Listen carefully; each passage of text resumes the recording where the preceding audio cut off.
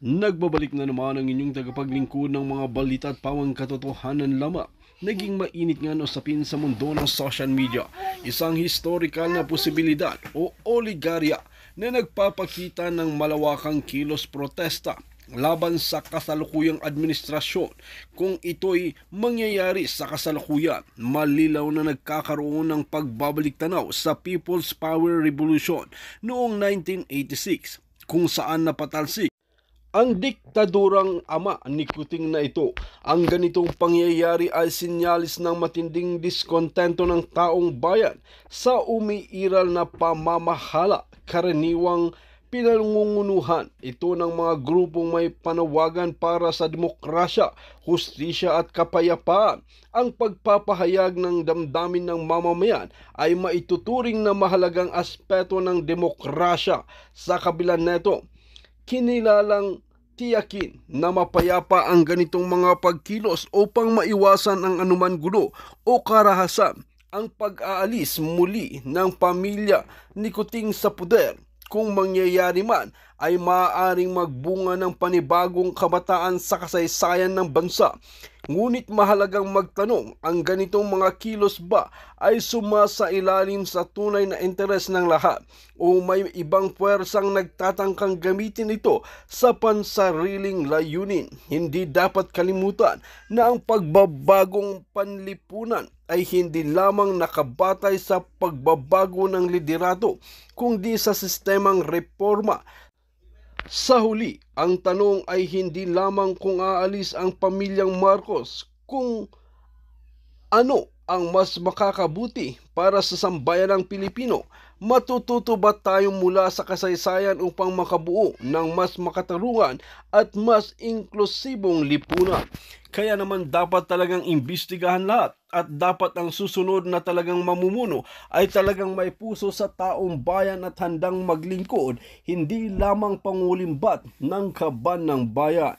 Well mga kaibigan, para nga sa karagdagang impormasyon, panoorin nga natin ang buong video. At kung bago ka pa lamang sa aking channel, huwag kalimutan i-click ang subscribe button at notification bell para lagi kang updated sa ating mga bagong video. At para sa sulit viewers natin dyan, maraming salamat sa walang sawang pagsuporta. Thank you so much. Pinaka-process na kailangan namin dahil kami ay nandito at ikaw ang malaya naming mikropono dyan na nag-e-air din ng mga sentimiento namin dito. So magpahinga ka, huwag kang magkakasakit. I will. Now, thank you so much. Congratulations sa kung anong meron tayo ngayon na nagaganap at maging maisog at maging matapang at maging Pilipino tayo.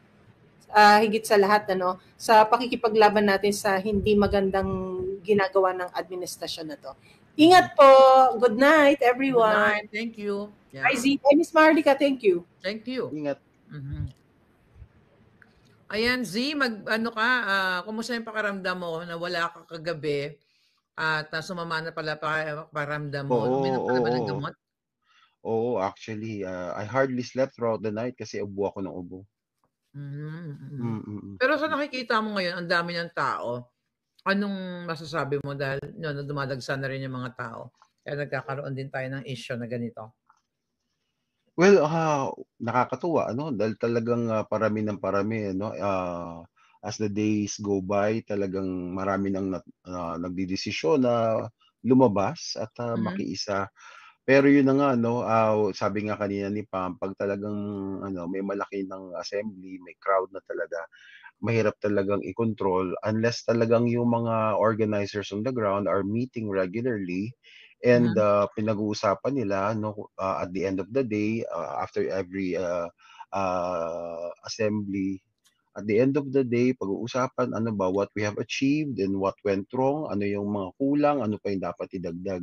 So that na-address yung mga concerns, gaya ng yan na nga ba yung sinabi na meron palang mga natutulog doon sa mismong daanan papasok sa loob ng simbahan. So yung mga ganyang bagay na pag-usapan yan kung ang mga organizers on the ground are meeting regularly and assessing what needs to be done and what we were successful at. So yun. Yeah, sorry, I'm eating. Buti ka pa kumakain. Ako wala akong panlasa. O, di ba, nakaabot ang kasaba dito, galing pa yata ng Pilipinas to frozen. But anyway, yeah, konsensyahin na lang natin yung, sana naman marinig tayo ng mga pare, no? At masamahan talaga tayo. Sana dumami pa ng dumami dahil kanina talagang nasa EDSA na raw yung, hindi, nasa EDSA na talaga yung mga tao dahil nakita natin sa video yon. Yeah, So, sana because ano nga, dumagsa pa. because they tried to come up dun sa stairs going to the Virgin, to Our Lady of Edsam. Pero ano nga, may mga nakaharang ng pulis eh. Pero alam mo, pinapanood ko din yung mga pulis, ano sila, mabait. Mhm. Hindi sila masungit. Mabait sila. Yung mga nakabantay dun sa ibaba ng steps. Yeah. Mm. Sabi ni Ferdinand Palmones, naka-live din daw si Attorney Trixie at may nagsabi na utos daw nila sa Satanas na paalisin ng mga inuutos raw po nila sa Satanas na paalisin ang mga nakatira sa gilid ng Malacanang. Wala nang bago dyan, Palangga. Wala nang bago dyan.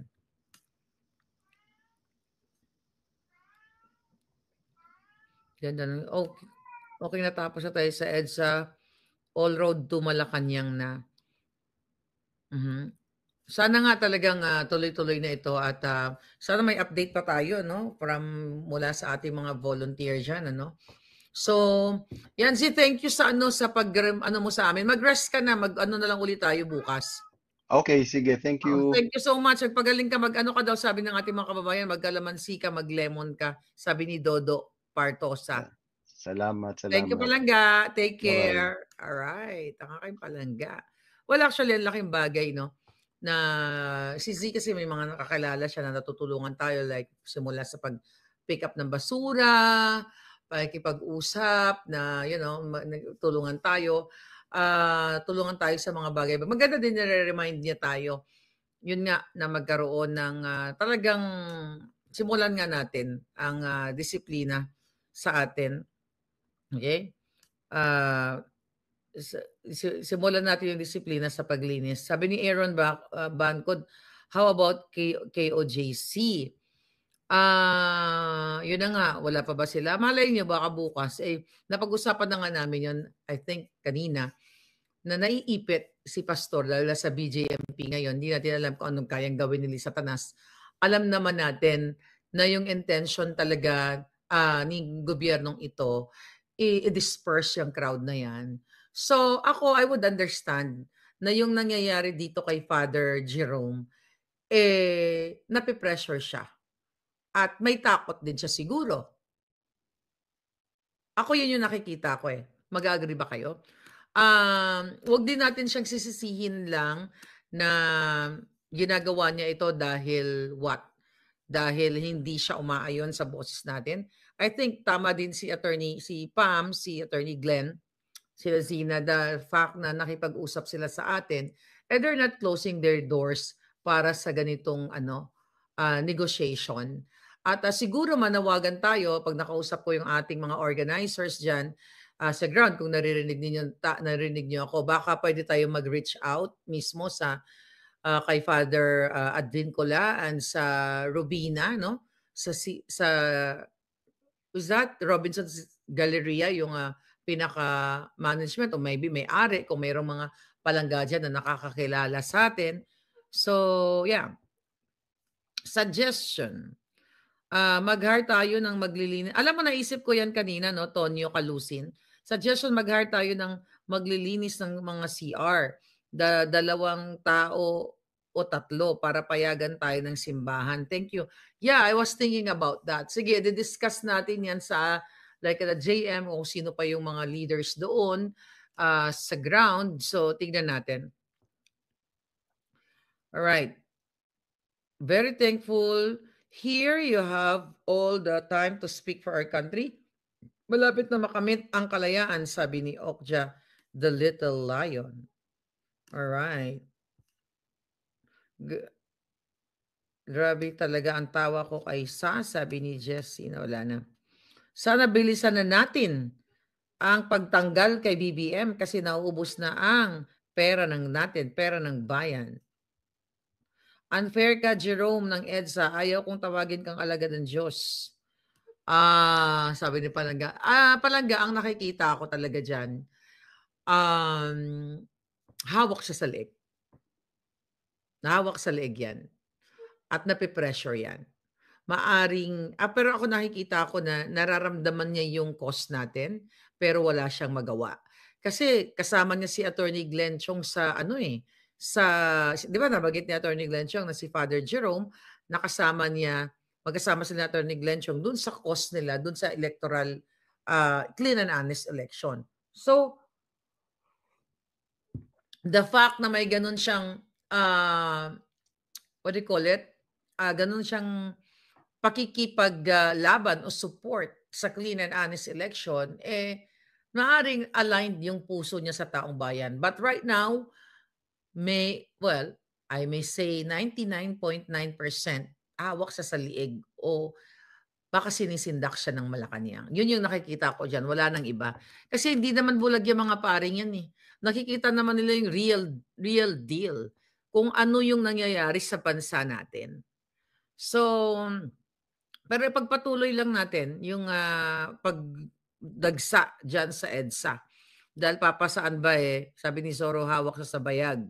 Yeah, sabi ni Julian's World, Father of You Can't Beat Us, Join Us. Yun na nga, panawagan natin. Okay. Sabi ni Swan Nguyen, Miss Marlica, bumili na lang tayo ng portalets para may mag-take care sa personal na taga maisog. Mag-ambag-ambag na lang tayo. Palangga, nagpadala kami ng portalets, yung mga grupo may nag-donate kasi nanawagan ako noon nagpadala ng portalets doon. Ayaw nga lang payagan ng police na ibaba. At ayaw din payagan, narinig nyo kanina doon sa area kung saan sana sa gilid ng simbahan, nabanggit nyo naman, I think kung si Attorney Glenn Chong na nagrereklamo yung mga pare na kung ilalagay doon, mga ngamoy dahil nga naman CR yun, We all know. Etong movement natin, okay, naaalerto ang Malacanang. Naaalerto yung mga jutang ng mga ahas. So lahat ng panggigipit nila sa mga pare o sa mga pulis para instruction na nila na huwag tayong payagan na magkaroon ng portalet, effort lahat ito ng mga demonyo sa Malacanang. So naiintindihan ko na we have to understand the policemen na nasa ground because they're just doing their job. So kaya nga kailangan yung punuin ang EDSA. Kasi kapag puno na yung EDSA, everybody will follow. Wala na pong magagawa ang gobyerno ni Bangag. Not only that, yung pagpukaw natin sa mga military men and women o men and women in uniform na nakikita nyo na sugat-sugat na ang puso ng Pilipino. Hindi naman to wala naman ako sa harap ng bire ng EDSA, pero gusto kong sabihin, mga putang ina nyo. Di ba? Mga jutang ginina. Di ba? Itong mga hinayupak na to sa Malacanang na nagkukontrol dito sa mga pare o sa mga polis o sa mga military, yung mga matitinong military, mga tao, kailangan niyang mag-speak up. Nagte-text kayo sa amin, nagme-message kayo na ito, na hindi sukang-suka na kayo sa pagpapatakbo ng bangag na ito, nahihirapan na kayo mismo, may colonel and lawyer na pinatay sa loob ng kamkrami, PSG na nagurgur, mga PSG na tinatanggal sa trabaho, mga police officers na tinatapon sa bundok ng hibok-hibok, mga military, na mga pinagtitripan ni Lisa. Ano pa ang iniintay ninyo? This is a high time na makiisa kayo. Kasi itong mga issue na ito sa CR, sa ganito, ganyan, mawawala lahat yan pag dumagsa ang taong bayan. Kasi wala nang magkukontrol dito sa mga pari na to. Ibubukas nila yan open arms sa mga Pilipino, yung facility na yan, kapag mismo ang mga military ay nanindigan na para sa bayan. Pero ngayon, dahil talong-talo ngayon, dali lang. Tingnan natin.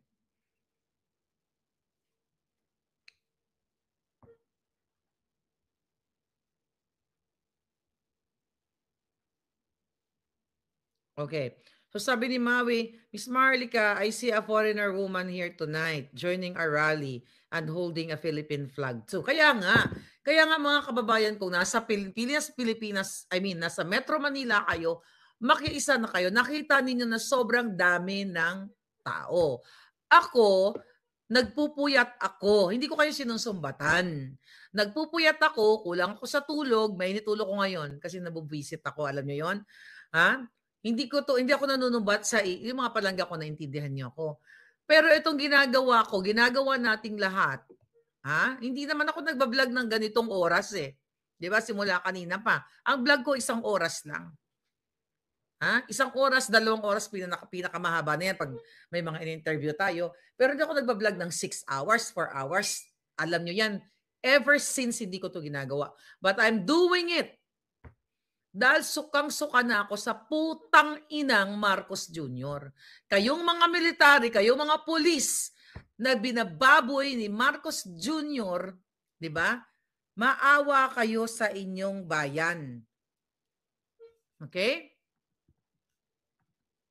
Magpapaakyat tayo mga palangga. Ayan, kasi kung gusto nyong umakyat, ayan, magpapaakyat tayo ng ating mga kababayan at tignan ko lang to kung anong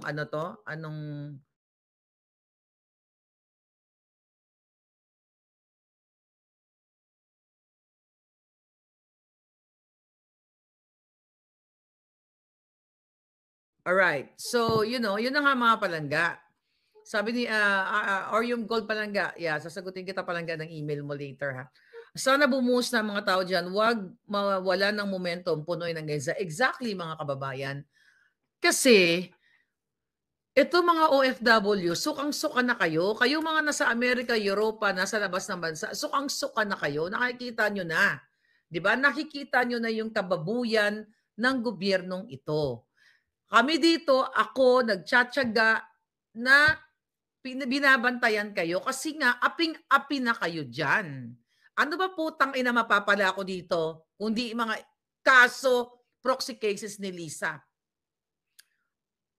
Pag-target sa ulo ko, assassin, ano bang mapapala ako dito? Pwede ko na kayong kalimutan na lang eh. Na, kung gusto ko lang ng viewers, kahit na mag-tumbling ako dito. Diba? Mag-comedy ako, may talent naman ako sa ganyan. Umacting ako dito, may talent naman ako sa ganyan. Nakita nyo naman yan. Pero I chose to speak up para sa inyo, para sa kababuyan ng gobyernong ito.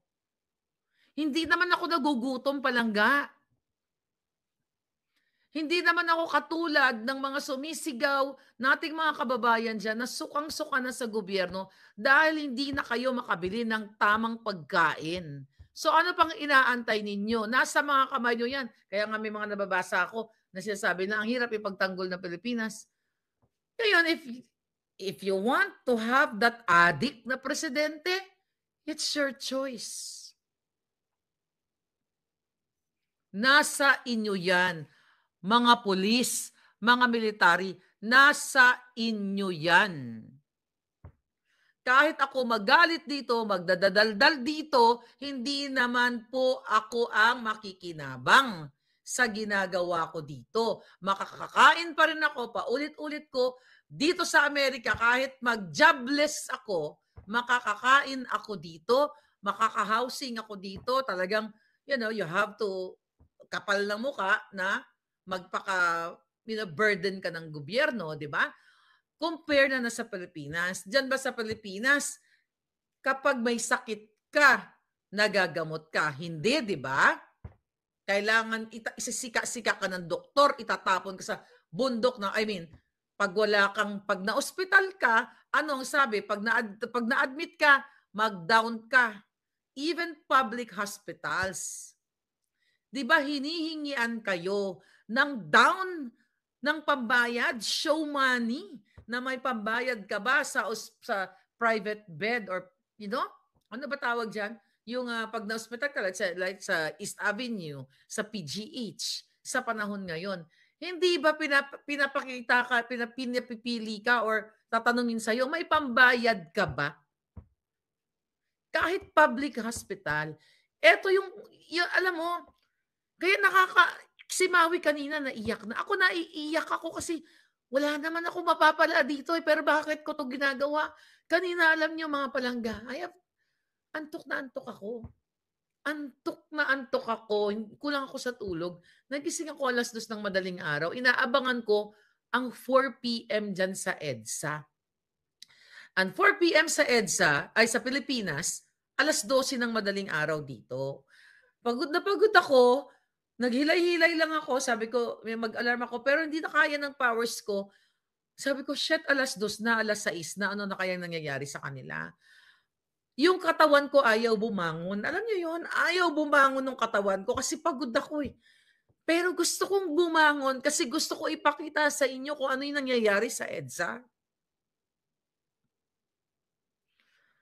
Hindi ko alam. Kung pwede nga lang, minsan sinasabi ko sa dito, sana magka-amnesia na lang ako, makalimutan ko yung Pilipinas.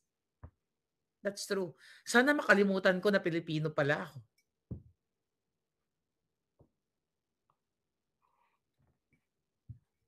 I'm serious. Pinagdadasal ko yan sa Diyos. Lord, sana one day magising ako, hindi ko alam na may Pilipinas na bansa. Hindi ko alam na Pilipino pala ako. Kasi hindi ko naman mapigilan yung sarili ko eh. I don't know. Bakit hindi ko kayang i-detach yung sarili ko sa issue ng Pilipinas?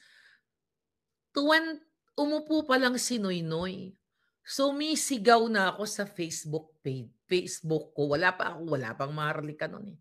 Ang sabi ng mga kaklase ko, sabi sa akin, ano yung ginagawa mo?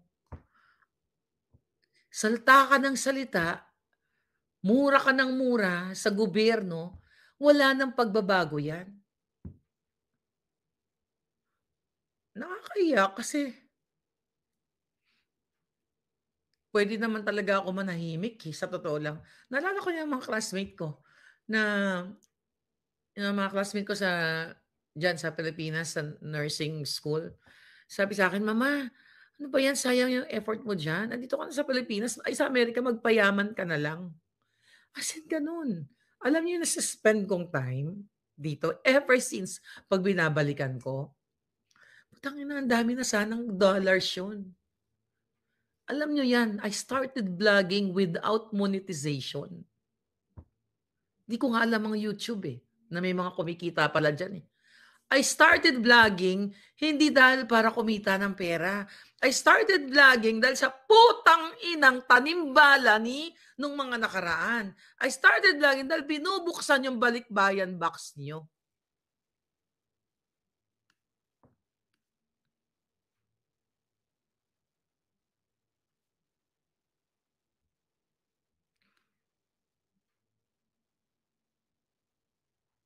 Yeah. Nasa inyo yan. Imagine nyo, kaya di ba natanong ni Pam sa akin kanina, parang tama ba yung tanong niya na nagsisi ba ako sa pagsuporta ko sa mga bangag or meron ba akong takot dahil sa sa ginawa ko? Alam mo, hindi ako natatakot sa mga putang inang ito. Kung gurguran lang, I'm serious. Kung gurguran lang, mga kababayan, kaya kong humarap sa mga ito. Kutsilyo sa kutsilyo, kung ano man. First year college, I think hindi ko pa ito nakwento sa inyo. First year college, o kagagraduate ko lang ng high school, mag-enroll first year college yan. Sa Monumento, naka-encounter ako na mayroong nagsaksakan dyan. I think bumibili ako ng uniform something doon. Sa Monumento. That was 90s. 91, 92. May nagsaksakan. I don't know. Hindi ko makalimutan yan. Nagsaksakan, naglalakad akong ganun. Random ito. Natalsikan pa nga ako ng dugo nun. Sa saksakan, nagulat ako. Tumakbo, nakita ko, bumagsak yung lalaki. Nakita ko yung mga bitukan ng lalaki. yung biktima. Anong ginawa ko? At young age. At young age, feeling hero ako mga palangga. Na tinulungan ko yung lalaki na hindi ko alam.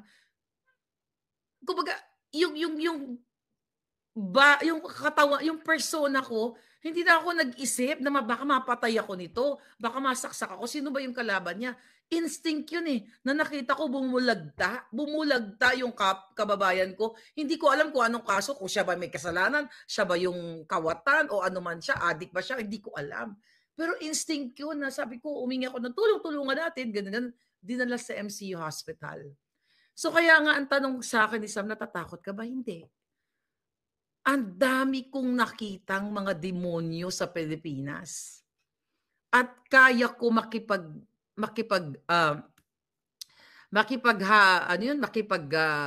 ispadahan kung kinakailangan, mga kababayan. Kaya ang tanong nyo kung natatakot ba ako sa mga putang inan to? Hindi. Hindi ako natatakot. Kahit magpatayan pa kami, magurguran pa kami harap-harapan. Siyempre, mga traidor to, mga to. Lalaban ba to ng harapan? Hindi naman lalaban ng harapan si Lisang putang ina. Hindi lalaban si Marcos ng harapan dahil hindi nga niya, inuumbag-umbag nga siya ng asawa niyang demonyo. Ulitin ko. Nilalabanan ko sila ng legal o harap-harapan. Yan ang totoo, mga kapalangga. Tignan natin. Sabi ni Edgar Gonzalez, Maharlika, the woman with balls. But, kung gusto niyo mabago ang Pilipinas, din sige, go kayo. Anyway, kung ayaw niyo magbago, hindi naman ako maghihirap. Kayo naman. It's not about me. It's about your future, yung nararanasan nyo ngayon, na inuubos ang pera nyo. Hindi ko nga alam sa inyo. Tangay na binaha na kayo't lahat-lahat. Naanod na lahat, pati mga mahal nyo sa buhay, naanod na. Tapos kung ayaw nyo magsalita, din huwag kayo magsalita. Welcome to the Narco Philippines. Buhay nyo yan eh. Minsan naintindihan ko si Maui na naiyak siya kasi dahil dati 4 lang sila, 3 lang sila. Pero sana yung mga religious leaders, pag-isipan ninyo ang inyong mga desisyon. Sana wag kayong masilaw sa pera dahil Father, preach kayo ng preach. 'Di ba? Preach kayo ng preach para kayo sa mga parishioners, sa mga nagsisimba, tapos hindi nyo ginagawa. Parang si Satanas pa rin ang inyong Diyos, hindi ang tunay na Diyos. Gloria Fernandez, I cried with Maui when she broke down. Dala lang pagod na yung iyak niya, and of course, tears of joy dahil nakita niya outcome of her sacrifices since June. Totoo yan, palangga. Sabi ni Mile Alejandro, nag-umpisa akong nag-follow kay Palangga nung kay Tatay Digong mo ang campaign hanggang ngayon. Saludo ako talaga. Thank you. Brave woman ever, sabi ni Mile Alejandro. Thank you, Palangga.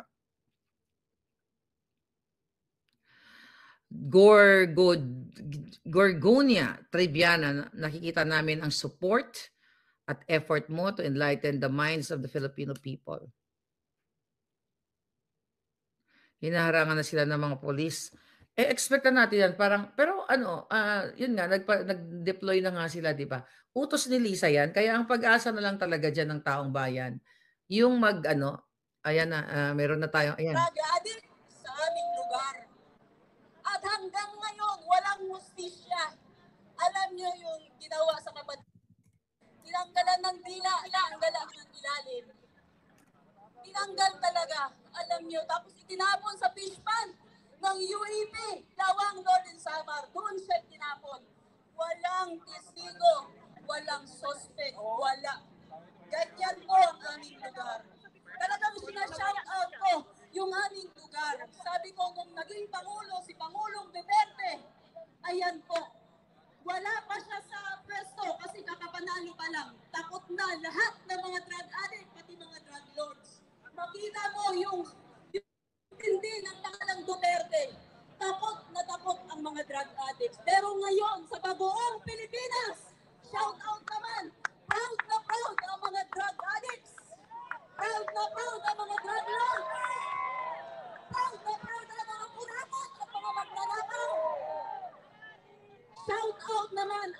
yung 300 million sa customs? 350. Alam nyo yung 125 million sa PCSO? Grabe! Sandamak-mak na korupsyon.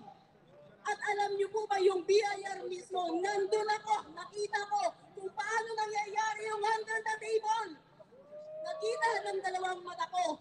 Yung nasa resibo, nasa 0605, kopiranggot lang po. Mas malaki yung naibulsa ng mga kurakot, ng mga BIR. Talagang talamak. Totoo po yan. Real talk, real time, real people. At habang naglalakad kami papunta dito, nakita ko lahat ng mga commuters. Nakita ko yung kanilang sakripisyo. Sakripisyado sa 8 oras na trabaho.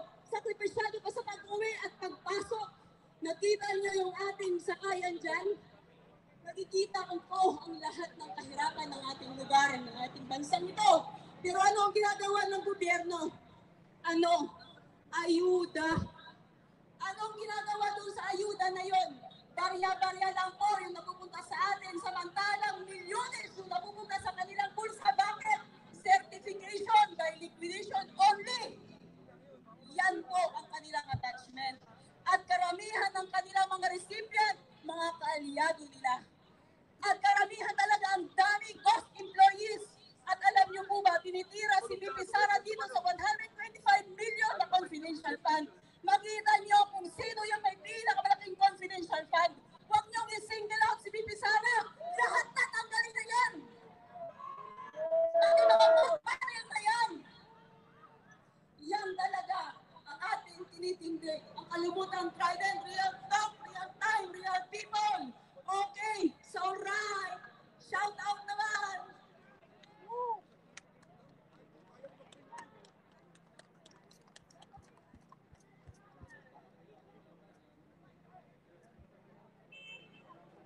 Ayan, tama yun. Maraming salamat, Ms. Trident. At ngayon, ating pakinggan, isang taga-academ, Dr. Lee. Palakpakan naman po natin.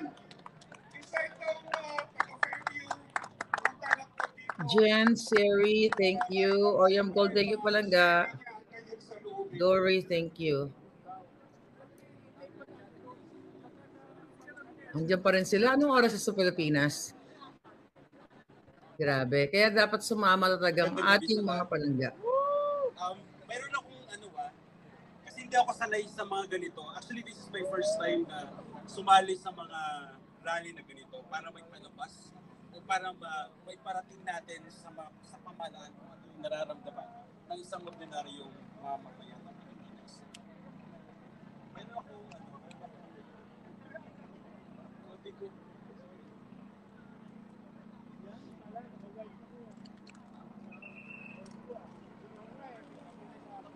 Okay. Itong sasabihin ko ngayon, I think narinig naman na natin simula pa nung nag-start tayo. Actually, nung pag-start pa lang ng rally sa Batasan, yung mga kasama ko dyan, from Batasan, na lumipat kami sa veterans at hanggang dito, na sumasama pa rin kami sa rally na to. Kasi gusto namin ipahayag kung ano yung nararamdaman namin bilang isang Pilipino at bilang isang taong hindi bayaran. Kanina lang may friend nga din ako sa Facebook, tinatanong how much pa daw yung bayad para sumali dito. And di ba sa balita, alam natin sa balita, 200 pesos daw. Ganun ba yung dignidad na pinagpapalit natin na tayo ang sinasabihan ng bayaran ng 200 pesos? No, we're not. Okay, so ang sasabihin ko ngayong gabi, 3 things. 3 lang yung sasabihin ko ngayong gabi. At alam ko na narinig nyo na ito lahat, pero ito yung totoong nangyayari. Ito yung kailangan na marinig ng pamahalaan kasi alam ko kahit isa dito sa inyo at kahit sino sa atin dito, yun din ang sinasabi. 3 things. First, is yung pangako ng Pangulo na bigas. Ito ay sinasabi ko, malamang narinig na natin siya. Pero bakit natin siya pinauulit-ulit? Gusto ko lang din na maintindihan ng bawat mamamayan. Kasi ang sinasabi ng ibang tao naririnig ko, bakit laging bigas? Bakit ba? Ano ba yung relationship ng bigas na yan doon sa konstitusyon na pinaniniwalaan natin at yung konstitusyon na nagiging guide natin sa bansang ito. Ano ba ang sinasabi sa konstitusyon natin? Medyo malabo yung mata ko. Okay. Yung makita. Ayan. So, in Article 2, Section 9, di ba? Ano yung pinakaano ng gobyerno para sa atin? In Article 2, Section 9, sinasabi niya, the state, hindi ko na babasahin yung buong yung buong batas. Okay? Babasahin ko lang yung kung ano yung ibig sabihin ng sinasabi sa batas na yan. Okay, in Article 2, Section 9, sinasabi, the state shall promote a just and dynamic social order.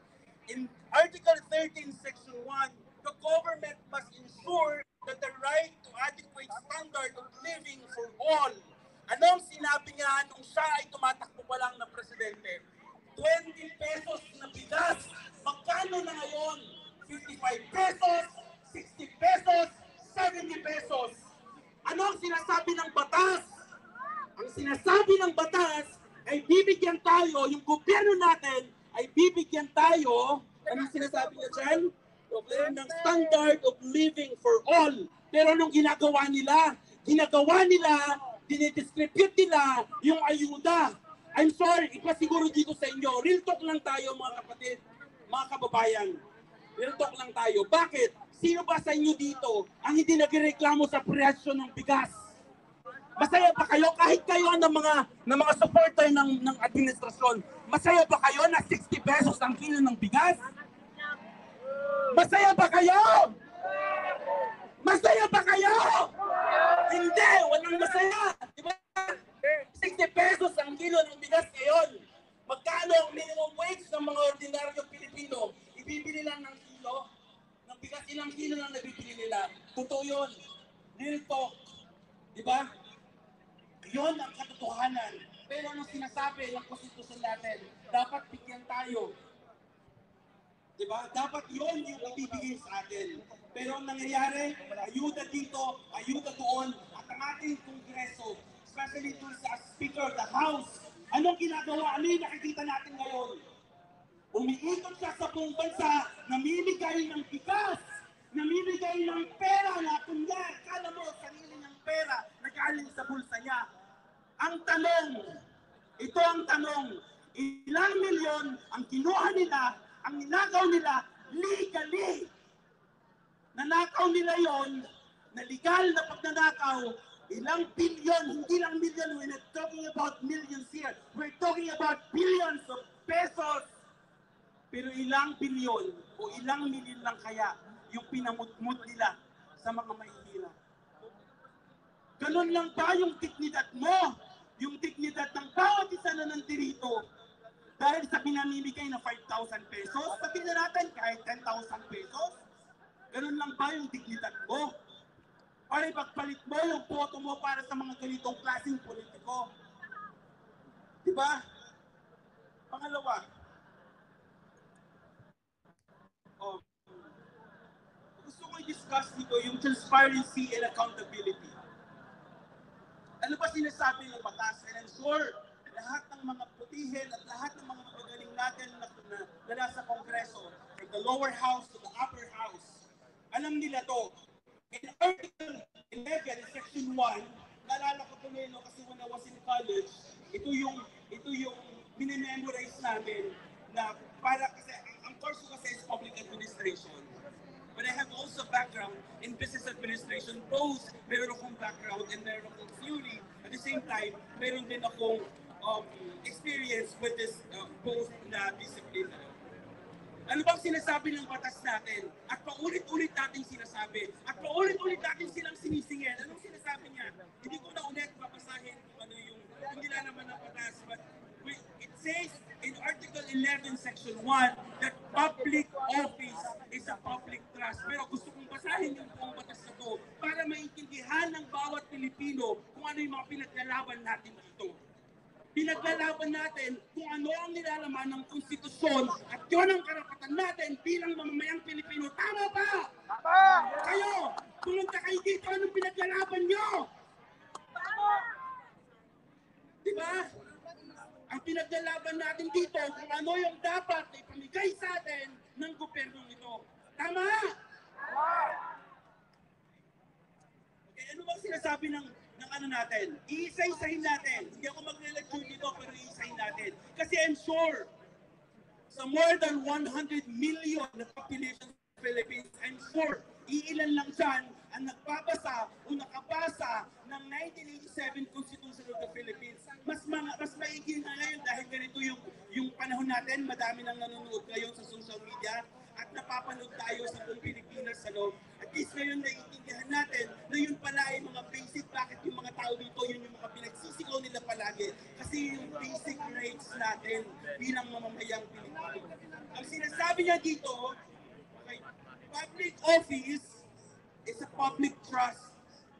Public officers and employees must, at all times, be accountable to the people, serve them with utmost responsibility, integrity. Gusto kong ulitin natin yung salitang integrity. Integrity, sabihin nyo yung integrity. Integrity. Loyalty. And efficiency. Act with patriotism and justice. And lead to modest lives. Now, isa-isahin natin dito. Anong sinasabi ng batas dito? Na yung mga gobyerno, yung taong gobyerno, piloto natin, pinalaro natin sila, at yung nagtatrabaho sa gobyerno, dapat siniserve nila with utmost responsibility, integrity, loyalty. Pero nasaan ang loyalty nila? Nasaan ang loyalty nila? Nasa administrasyon, hindi sa mga tao. Ganun ba yung sinasabi ng konstitusyon natin? Diba? Loyalty. Ano sinasabi ng batas natin? Ang loyalty nila dapat to serve the Filipino people. Pero nangyayari, and what is life?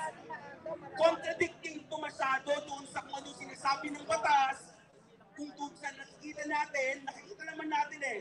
Diba, marami sa kasama natin nagkwento ka na kanina, ano sinasabi nila. Una, ito pa lang yung una na bago pumasok sa politika, ito yung itsura niya. Makikita nyo yan, di ba? Nag-trending sila, viral sila. Pero nung nandun na sila sa politika, sobrang yaman na sila. Sinabi ba sa batas dyan? Na ipakita mo extravagant? No! It should be modest lives. Ganon ang pagiging public servant. Saan ka nakakita? Di ba? Karamihan dito, ako kasi pinanganak ako sa Mindanao, although I'm living here sa Metro Manila for 20 years already. Pero nakita ko yung difference ng development, yung mga projects are all focused in the national level. Pero sa Mindanao, pinabayaan nyo ang Mindanao. Madami doon na mga tulay dito sa Metro Manila, puro tulay. Ang daming puro tulay sa EDSA, sa Commonwealth. Pero sa Mindanao, yung mga tao na nandoon, maraming mga politiko pinapabayaan ng mga tao doon. Nahihirapan sila pati pagtawid lang sa ilog kasi wala silang tulay. Diba? Pero yung mga politiko na yon, sobrang lalaki. Ang ganda ng bahay nila, ang gagara ng mga sasakyan nila. Lahat ng mga designer items nasa kanila. Ang gaganda, luxury cars. Diba ganun ba yung sinasabi ng konstitusyon? Kaya tayo nandito kasi sinisigil natin sila. Na dapat yun ay ibigay nila sa atin, pero hindi. Now, let's talk about yung number 2 pa lang ito, transparency and accountability.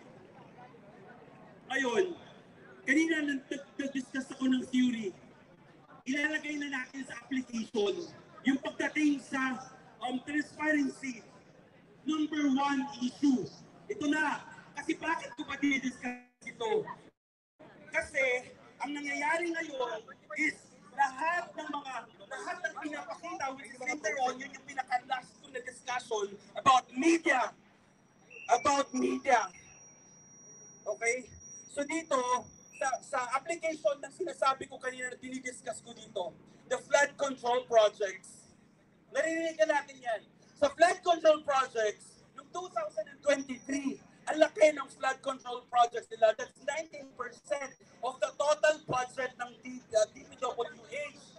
That's around 200 billion pesos plus 2023 alone. For 2024, how much? Tumasya into 23% of the total budget ng DPWH. That's 300 million plus. And for the budget for the coming year, sa proposal nila sa 2025 election ay sa 2025 budget, tumaas siya ng 30%. Bilyon. So matotal, magkano yung per day ng mga flood control projects nila? Billion, more than 1 billion per day. I-compare natin doon sa pinag-interesan nila ng 125. Hindi ko sinasabi na dahil si Bibi Sara maliit lang yon, hindi ko sinasabi na tama din yon. Okay? Ang sinasabi ko dito, since transparency yung pinag-uusapan, i-audit nila yon. But the thing is, tama yung sinasabi ni Attorney Marcoleta, na mga nasa Congress naglulundag na, which is tama naman na nag-visit sila doon sa term na yon. Pero totoo yun, naglulundag sila, pinapangunahan nila yung trabaho ng Commission on Audit. My goodness, kung titingnan natin yung government natin, we have 3 branches of the government, right? The executive, legislative, and the judiciary. Anong ginagawa ng legislative? Siya yung tagagawa ng batas. Yes, we believe, naniniwala naman tayo doon sa aid of legislation na ginagawa nila. But the thing is, pinapahimasukan nila yung trabaho ng isang komisyon na hindi naman karapat-dapat na sila yung nag-audit doon sa dapat na i-audit sa mga public funds, which is trabaho yun ng Commission on Audit. Diba? Yun yung hindi naiintindihan ng karamihan. At the same time, laging sinasabi, ito 225 million, pero kung titingnan natin, i-digest natin yung mga budget na yon, magkano yung mayroong notice of disallowance doon, nasa 17 million, I think. Pero pinapalabas pa yun, hindi. Kasi bakit gusto nilang siraan si Duterte? Dito, yes, I'm a proud supporter of Duterte. Pero dito sa pinaglalaban natin na to, hindi ito yung tipong pinaglalaban natin dahil si Duterte tayo. No, it's not. Pinaglalaban natin kung ano yung nasa konstitusyon natin. Diba? Yun yung nangyayari dito. Makikita nyo, imulat nyo yung mga mata nyo, yun yung totoong nangyayari sa Pilipinas. Next. Ito. Pangalawa na concern doon sa transparency. Kung kanina projects, pangalawa, PhilHealth. Okay, sa PhilHealth natin, okay, dapat na ito yung ipaprioritize ng government natin. Bakit? Kasi sinabi sa Article 13, Section 11, and Article 13, Section 13 of the Constitution of the Philippines, hindi ko na mabasahin kasi mahaba, sabihin ko na lang kung ano ibig sabihin niya, that state shall promote and protect the right to health. Anong ginawa ng Pangulong Marcos? Pinalipat niya yung 89 billion, we're talking about 89 billion pesos sa National Treasury para saan? Para ilagay sa mga unprogrammed projects. Mga unprogrammed projects. Na dapat, di ba, na dapat ang priority nila is yung health ng Filipino people. Ngayon, yung mga congressman na yung mga politiko na yan, di ba, kung titignan nila ang problema sa hospital pa lang, di ba, kahit dito pa lang sa Metro Manila, pumunta kayo sa mga emergency hospital, sa mga emergency ng bawat hospital, ito real talk. Sa isang minuto dyan, bilangin nyo yung mga taong namamatay, which is hindi nila ginagawa. Yung mga politician na yan, hindi nila nakakita kung ano nangyayari sa ground. Bilangin nyo yung mga taong namamatay. Namamatay dahil kulang sa pera, namamatay kasi kulang ng facility ng isang hospital, namamatay sila kasi kulang sa budget, and then, this president, pinalipat niya. Totoo naman yun, mayroon naman tayo sa konstitusyon na pwede nilang ilipat. Pero titingnan natin yung constitutionality ng pinalipat niya na fund. Bakit ang Supreme Court gumalaw? Bakit ang Supreme Court naglabas ng TRO? Kasi nakita niya na hindi constitutional yung mismong pinalipat na pera. Di ba? Ngayon, sisingilin natin sila sa mga ganon. Pero ang pinapakita lang nila is kung ano yung nangyayari doon sa confidential fund na yan. Na matagal ng confidential fund na yan. Ito kasi way back 2023, mayroon na talaga mayroong source na nagsabi na dati na talagang sisirain yung Duterte. And I trusted that person, na sisirain yung Duterte. Ngayon, nakikita na natin kung paano nila ginagamit yung makinarya ng buong Pilipinas, ng gobyerno, para sirain ang Duterte. Pangatlo, at ito na yung panghuli ko, the media manipulation. Bago ang lahat, bago pagpatuloy ito, maraming salamat sa mga vloggers na nandito. Bakit? Kasi ang media, hindi na natin sila maaasahan. Kasi ito yung pinaka-problema natin ngayon na kumikitil sa demokrasya ng Pilipinas dahil sa media manipulation.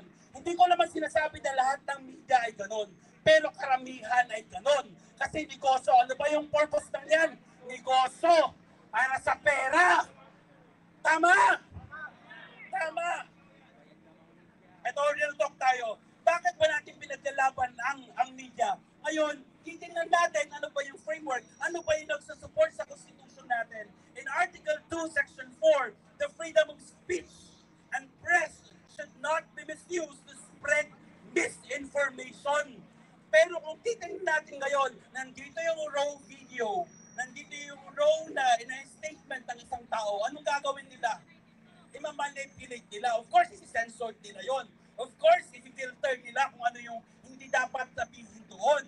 Lalo na kung kontra sa kung ano yung sinusupport nila ng mga politics. Sabihin na natin sa kanila, sabihin na natin na hindi sila nagsusupport. Pero naniniwala ba kayo na sila hindi pumapabor sa ilang politiko? Kung yung para sa kagaganda ng negosyo nila, maniniwala kayo ng ganon? Exactly. Diba? Kasi ganun yung nangyayari, yun yung pumapatay at pumipigil sa demokrasya ng Pilipinas, the media manipulation. And we deserve a media that speaks the truth to power, one that refuses to hide the lies and exposes the reality of all faiths. It's time for the media to stop serving the powerful and start serving the people, holding corrupt leaders accountable for revealing the truth and affects us all. And we cannot afford to let powerful control the narrative. The future of our nation depends on media and upholds the justice and integrity. And it's time to demand the truth because we deserve nothing else. Alam niyo kung ano nangyayari ngayon? Kung may, let's say for example, mayroong ini-interview, for example, na isang tao. Masama yung mga interview na yun kahit sabihin natin kahit nakaupo. Alam niyo kung ano nangyayari? Ang gagaling ng PR agency nila. Ang gagaling ng crisis management nila. Yon yung totoo doon. And I'm sure hindi naman lahat, kahit dito, hindi naman natin alam lahat kung anong ginagawa nila sa crisis management. Doon pumapasok yung kagagaling ng mga PR strategists para baluktutin kung ano yung real issue para magmukha yung bad, magmumukhang good. Ganon yung nangyayari sa media manipulation. Papayag ba tayo na ganon? Exactly, di ba? Hindi tayo papayag. And maybe, this is the main reason then kung bakit nilakasan ko ang loob ko na pumunta dito at mag-speak kasi yun yung pinaka-main na problem natin. Kasi kinikita nila yung totoong demokrasya ng Pilipinas. And I'd like to share it with you. So ito na yung last na kanina yon, pero I'd like to sa conclusion ko lang yung panawagan lang natin. Okay? So, just want to ano lang din, ano ba yung sinasabi natin? Kahit nga sa 1987 Constitution, ano ba yung pinaglalaban natin dito? Sa unang-una, sa preamble natin, di ba? Ang sinasabi doon is we, the sovereign Filipino people, imploring the aid of Almighty God in order to build and trust humane society, establish a government that shall embody our ideals, aspiration, promote the common good, conserve and develop our patrimony, and secure ourselves for our posterity, and blessing of independence and democracy under the rule of law, a regime of truth, justice ang pinaglalaban natin dito. Tama! Freedom, love, equality, and peace do ordain and promulgate this Constitution. And for our fight for justice and equality, it's just not a call